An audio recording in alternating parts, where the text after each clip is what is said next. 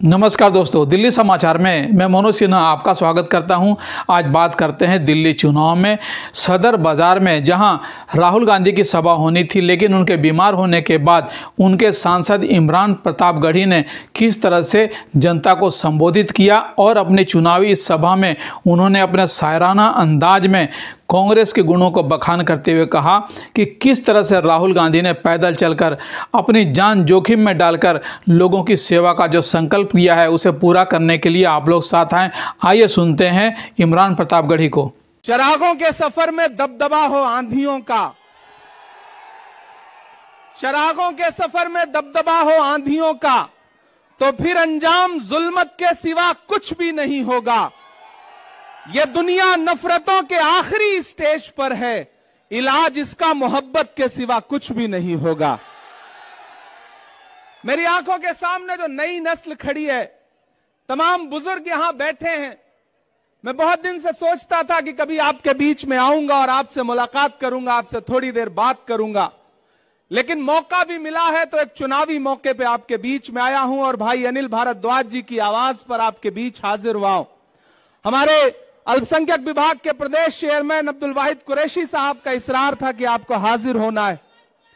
मेरे भाई, आप पिछले 3 घंटे से यहां पे मौजूद हैं, मुझे पता है, और हमसे 3 फीट 4 फीट नीचे बैठे हुए हैं, हम स्टेज पे बैठे हुए हैं। लेकिन मैं स्टेज के साथियों से भी कहना चाहता हूं कि ये जो 3 फीट 3.5 फीट 4 फीट नीचे बैठे हैं, असल में इनके होने से सारी रौनक है। ये हैं तो हम हैं, ये है तो हमारा कार्यक्रम है। मैं आपके संघर्ष को सलाम करता हूं कि आप पिछले 3 घंटे से मोहब्बत के उस मसीहा का इंतजार करते रहे जिसका नाम राहुल गांधी है। मैं उनका सिपाही बनकर के आपके बीच में आया हूं और आपसे यह कहना चाहता हूं कि 5 तारीख को आपको अपने घरों से बाहर निकलना है। न सिर्फ सदर बाजार के मुस्तकबिल का फैसला करना है, बल्कि दिल्ली के भी मुस्तकबिल का फैसला करना है। यह लड़ाई बहुत बड़ी लड़ाई है। यह लड़ाई अगर आपको लगता है कि सिर्फ चुनावी लड़ाई है तो आप गलतफहमी के शिकार हैं। एक तरफ वो ताकतें खड़ी हैं जो नफरत के साथ खड़ी हैं और एक तरफ वो ताकतें हैं जो मोहब्बत के साथ खड़ी हैं। ये इंद्रलोक है। मैंने देखा है, मैंने वो विजुअल देखे हैं कि यही आपके सामने इबादत करते हुए एक इंसान के पैर पर किस तरह से लात मारी गई थी। ये वो सरजमीन है कि जहां पिछले 15 साल से सदर बाजार के लोग, शहजादा बाग के लोग, इंद्रलोक के लोग कब्रिस्तान मांगते रहे, लेकिन कब्रिस्तान के नाम का वादा करके आपसे वोट तो लिया गया, लेकिन केजरीवाल कभी यहां झांकने नहीं आए। वो कब्रिस्तान आज भी इंतजार कर रही है। ऐसे में मैं आप सबसे कहना चाहता हूं मेरे भाई कि एक तरफ नफरत खड़ी है, एक तरफ झूठे लोग खड़े हैं, एक तरफ नरेंद्र मोदी खड़े हैं और उनका छोटा रिचार्ज खड़ा है, और एक तरफ कौन खड़ा है? राहुल गांधी। इस देश में आने वाली सदियों में जब भी नफरत और मोहब्बत को तराजुओं पे तौला जाएगा तो यह कहा जाएगा कि जब पूरे मुल्क में नफरत उफान पर थी तो एक शख्स दिल्ली में खड़ा हुआ और उसने कहा कि मैं कन्याकुमारी से कश्मीर तक चलूंगा 4000 किलोमीटर, अपने पैर के छालों की परवाह नहीं करूंगा। मैं चला हूं राहुल गांधी के साथ, मैंने देखे हैं उनके पांव के छाले। जब मैं उनके साथ चलता था तो मुझसे मीडिया के साथी कहते थे कि इमरान साहब आप तो शायर हैं, आप राहुल गांधी के कंधे से कंधा मिलाकर चल रहे हैं, क्या कहेंगे? तब मैं उनसे कहता था कि जो हर जालिम से टकराएगी वो आंधी बनाऊंगा, जो हर जालिम से टकराएगी वो आंधी बनाऊंगा। नए अंग्रेज आए हैं, नया गांधी बनाऊंगा।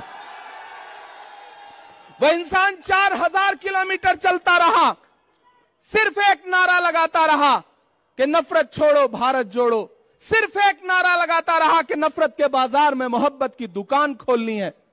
अरे इंद्रलोक वालों, शहजादा बाग वालों, आप तो इस बात पर ईमान रखते हो ना कि मजदूर का पसीना सूखने से पहले उसकी मजदूरी उसे दे देनी चाहिए।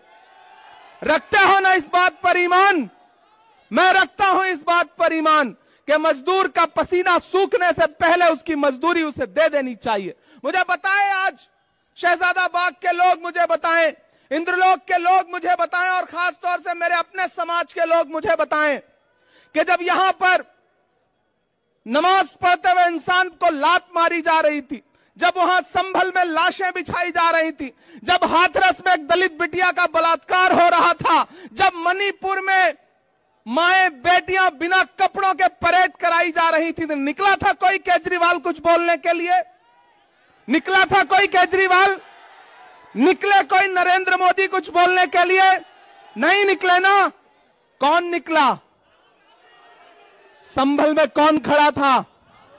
हाथरस में कौन खड़ा था? मणिपुर में कौन खड़ा था? कन्याकुमारी में कौन खड़ा था? कश्मीर में कौन खड़ा था? जब दिल्ली जल रही थी तो कौन खड़ा था? अगर आपके हर मुद्दे पर राहुल गांधी खड़ा है तो फिर वोट अगर किसी बहुरूपिये को देंगे तो ये आप अपने जमीर के साथ नाइंसाफी करोगे। जी हाँ मेरे दोस्तों, अभी आपने सुना इमरान प्रतापगढ़ी को, जिन्होंने अपने ही अंदाज में इस चुनावी सभा को संबोधित किया, लेकिन उनकी बात कितने दिलों तक पहुंचती है और चुनाव में वोटों में तब्दील होता है, यह देखना दिलचस्प होगा। हमारी चर्चा जारी रहेगी। तब तक आपसे आग्रह कि हमारे चैनल को लाइक, शेयर और सब्सक्राइब जरूर करें। धन्यवाद।